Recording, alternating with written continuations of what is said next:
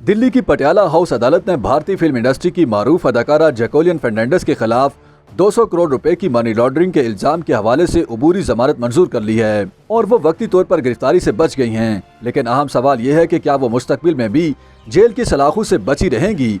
भारतीय मीडिया के मुताबिक जैकुलिन फर्नांडिस की बाकायदा जमानत की दरखास्त अदालत में जेर समात रहेगी, जबकि केस की अगली समात 22 अक्टूबर को होगी। जैकुलिन फर्नांडिस पर अपने बॉयफ्रेंड चंद्रशेखर सुकेश से महंगे तोहफे वसूल करने के इल्जामात हैं, जबकि चंद्रशेखर करोड़ों रुपए के भत्ते वसूल करने के इल्जामात में जेल में कैद हैं।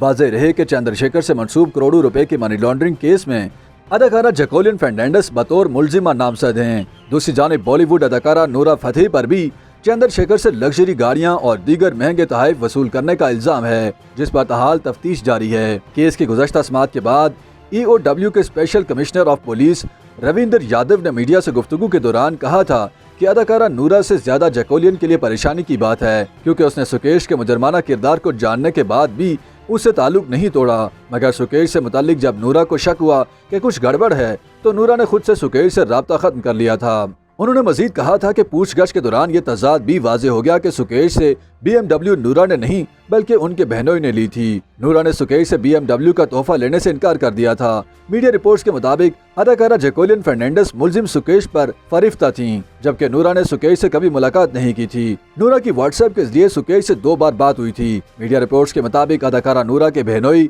मराकश के रिहायशी हैं, मगर ज्यादातर मुंबई में रहते हैं और बॉलीवुड इंडस्ट्री में बतौर हदायतकार काम करते हैं।